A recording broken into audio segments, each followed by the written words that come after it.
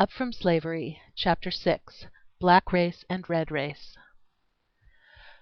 During the year that I spent in Washington, and for some little time before this, there had been considerable agitation in the state of West Virginia over the question of moving the capital of the state from Wheeling to some other central point. As a result of this, the legislature designated 3 cities to be voted upon by the citizens of the state as the permanent seat of government. Among these cities was Charleston, only 5 miles from Malden, my home. At the close of my school year in Washington, I was very pleasantly surprised to receive, from a committee of 3 white people in Charleston, an invitation to canvass the state in the interests of that city. This invitation I accepted, and spent nearly 3 months in speaking in various parts of the state. Charleston was successful in winning the prize, and is now the permanent seat of government. The reputation that I made as a speaker during this campaign induced a number of persons to make an earnest effort to get me to enter political life, but I refused, still believing that I could find other service which would prove of more permanent value to my race. Even then I had a strong feeling that what our people most needed was to get a foundation in education, industry, and property, and for this I felt that they could better afford to strive than for political preferment. As for my individual self, it appeared to me to be reasonably certain that I could succeed in political life, but I had a feeling that it would be a rather selfish kind of success, individual success, at the cost of failing to do my duty in assisting in laying a foundation for the masses. At this period in the progress of our race, a very large proportion of the young men who went to school or to college did so with the express determination to prepare themselves to be great lawyers or congressmen, and many of the women planned to become music teachers. But I had a reasonably fixed idea, even at that early period in my life, that there was a need for something to be done to prepare the way for successful lawyers, congressmen, and music teachers. I felt that the conditions were a good deal like those of an old colored man during the days of slavery, who wanted to learn how to play on the guitar. In his desire to take guitar lessons he applied to one of his young masters to teach him, but the young man, not having much faith in the ability of the slave to master the guitar at his age, sought to discourage him by telling him, "Uncle Jake, I will give you guitar lessons, but, Jake, I will have to charge you $3 for the first lesson, $2 for the second lesson, and $1 for the third lesson, but I will charge you only 25 cents for that last lesson." Uncle Jake answered, "All right, boss, I hires you on dem terms. But, boss, I want you to be sure and give me that last lesson first." Soon after my work in connection with the removal of the capital was finished, I received an invitation which gave me great joy, and which at the same time was a very pleasant surprise. This was a letter from General Armstrong, inviting me to return to Hampton at the next commencement to deliver what was called the postgraduate address. This was an honor which I had not dreamed of receiving. With much care I prepared the best address that I was capable of. I chose for my subject, "The Force That Wins." As I returned to Hampton for the purpose of delivering this address, I went over much of the same ground, now, however, entirely covered by railroad, that I had traversed nearly 6 years before, when I first sought entrance into Hampton Institute as a student. Now I was able to ride the whole distance in the train. I was constantly contrasting this with my first journey to Hampton. I think I may say, without seeming egotism, that it is seldom that 5 years have wrought such a change in the life and aspirations of an individual. At Hampton I received a warm welcome from teachers and students. I found that during my absence from Hampton the Institute each year had been getting closer to the real needs and conditions of our people, that the industrial reaching, as well as that of the academic department, had greatly improved. The plan of the school was not modeled after that of any other institution then in existence, but every improvement was made under the magnificent leadership of General Armstrong, solely with the view of meeting and helping the needs of our people as they presented themselves at the time. Too often, it seems to me, in missionary and educational work among underdeveloped races, people yield to the temptation of doing that which was done 100 years before, or is being done in other communities 1,000 miles away. The temptation often is to run each individual through a certain educational mold, regardless of the condition of the subject or the end to be accomplished. This was not so at Hampton Institute. The address which I delivered on Commencement Day seems to have pleased everyone, and many kind and encouraging words were spoken to me regarding it. Soon after my return to my home in West Virginia, where I had planned to continue teaching, I was again surprised to receive a letter from General Armstrong, asking me to return to Hampton, partly as a teacher, and partly to pursue some supplementary studies. This was in the summer of 1879. Soon after I began my first teaching in West Virginia, I had picked out 4 of the brightest and most promising of my pupils, in addition to my 2 brothers, to whom I have already referred, and had given them special attention, with the view of having them go to Hampton. They had gone there, and in each case the teachers had found them so well prepared that they entered advanced classes. This fact, it seems, led to my being called back to Hampton as a teacher. One of the young men that I sent to Hampton in this way is now Dr. Samuel E. Courtney, a successful physician in Boston, and a member of the school board of that city. About this time the experiment was being tried for the first time by General Armstrong of educating Indians at Hampton. Few people then had any confidence in the ability of the Indians to receive education and to profit by it. General Armstrong was anxious to try the experiment systematically on a large scale.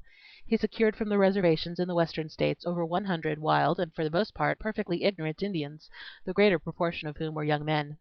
The special work which the General desired me to do was to be a sort of house father to the Indian young men. That is, I was to live in the building with them and have the charge of their discipline, clothing, rooms, and so on. This was a very tempting offer, but I had become so much absorbed in my work in West Virginia that I dreaded to give it up. However, I tore myself away from it. I did not know how to refuse to perform any service that General Armstrong desired of me. On going to Hampton, I took up my residence in a building with about 75 Indian youths. I was the only person in the building who was not a member of their race.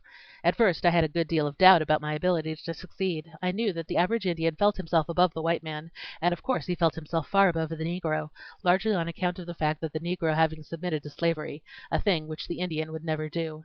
The Indians in the Indian Territory owned a large number of slaves during the days of slavery. Aside from this, there was a general feeling that the attempt to educate and civilize the red men at Hampton would be a failure. All of this made me proceed very cautiously, for I felt keenly the great responsibility. But I was determined to succeed. It was not long before I had the complete confidence of the Indians, and not only this, but I think I am safe in saying that I had their love and respect. I found that they were about like any other human beings, that they responded to kind treatment and resented ill treatment. They were continually planning to do something that would add to my happiness and comfort. The things that they disliked most, I think, were to have their long hair cut, to give up wearing their blankets, and to cease smoking, but no white American ever thinks that any other race is wholly civilized until he wears the white man's clothes, eats the white man's food, speaks the white man's language, and professes the white man's religion. When the difficulty of learning the English language was subtracted, I found that in the matter of learning trades and in mastering academic studies there was little difference between the colored and Indian students. It was a constant delight to me to note the interest which the colored students took in trying to help the Indians in every way possible. There were a few of the colored students who felt that the Indians ought not to be admitted to Hampton, but these were in the minority. Whenever they were asked to do so, the Negro students gladly took the Indians as roommates, in order that they might teach them to speak English and to acquire civilized habits. I have often wondered if there was a white institution in this country whose students would have welcomed the incoming of more than 100 companions of another race in the cordial way that these black students at Hampton welcomed the red ones. How often I have wanted to say to white students that they lift themselves up in proportion as they help to lift others, and the more unfortunate the race, and the lower in the scale of civilization, the more does one raise oneself by giving the assistance. This reminds me of a conversation which I once had with the Honorable Frederick Douglass. At one time Mr. Douglass was traveling in the state of Pennsylvania, and was forced, on account of his color, to ride in the baggage car, in spite of the fact that he had paid the same price for his passage that the other passengers had paid. When some of the white passengers went into the baggage car to console Mr. Douglass, and one of them said to him, "I am sorry, Mr. Douglass, that you have been degraded in this manner," Mr. Douglass straightened himself up on the box upon which he was sitting, and replied, "They cannot degrade Frederick Douglass. The soul that is within me no man can degrade. I am not the one that is being degraded on account of this treatment, but those who are inflicting it upon me." In one part of the country where the law demands the separation of the races on the railroad trains, I saw at one time a rather amusing instance which showed how difficult it is sometimes to know where the black begins and the white ends. There was a man who was well known in his community as a Negro, but who was so white that even an expert would have hard work to classify him as a black man. This man was riding in the part of the train set aside for the colored passengers. When the train conductor reached him, he showed at once that he was perplexed. If the man was a Negro, the conductor did not want to send him to the white people's coach. At the same time, if he was a white man, the conductor did not want to insult him by asking him if he was a Negro.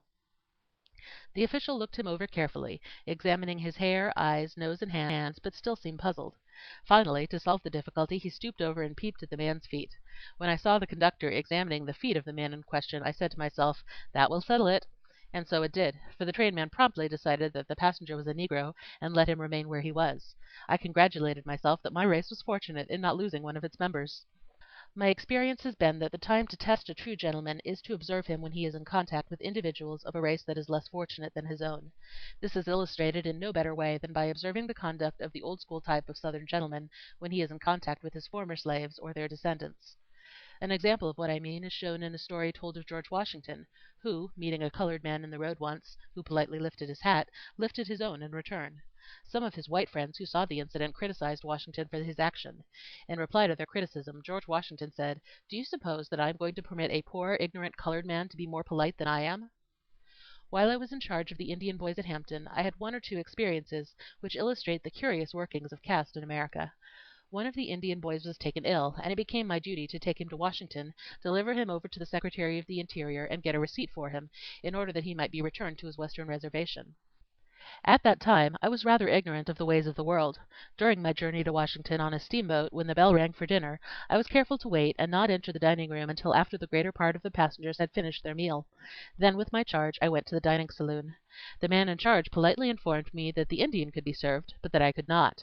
I never could understand how he knew just where to draw the color line, since the Indian and I were of about the same complexion. The steward, however, seemed to be an expert in this matter. I had been directed by the authorities at Hampton to stop at a certain hotel in Washington with my charge, but when I went to this hotel, the clerk stated that he would be glad to receive the Indian into the house, but said that he could not accommodate me. An illustration of something of this same feeling came under my observation afterward. I happened to find myself in a town in which so much excitement and indignation were being expressed that it seemed likely for a time that there would be a lynching. The occasion of the trouble was that a dark-skinned man had stopped at the local hotel. Investigation, however, developed the fact that this individual was a citizen of Morocco, and that while traveling in this country he spoke the English language. As soon as it was learned that he was not an American Negro, all the signs of indignation disappeared. The man who was now the innocent cause of the excitement, though, found it prudent after that not to speak English.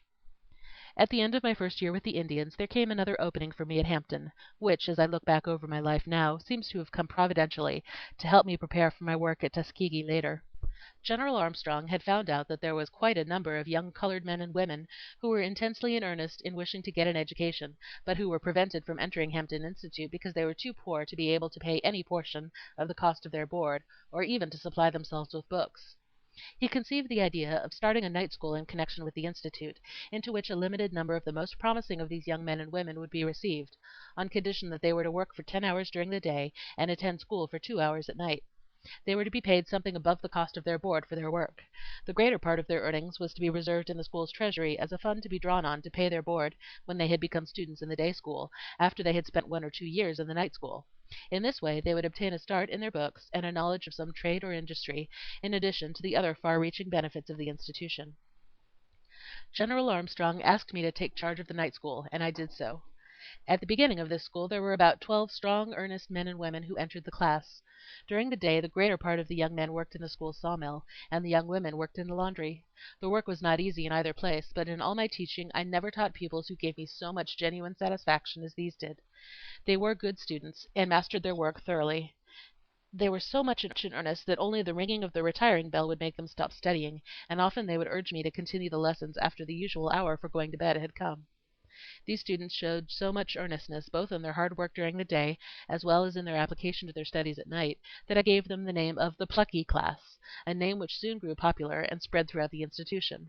After a student had been in the night school long enough to prove what was in him, I gave him a printed certificate which read something like this: "This is to certify that James Smith is a member of the Plucky Class of the Hampton Institute, and is in good and regular standing."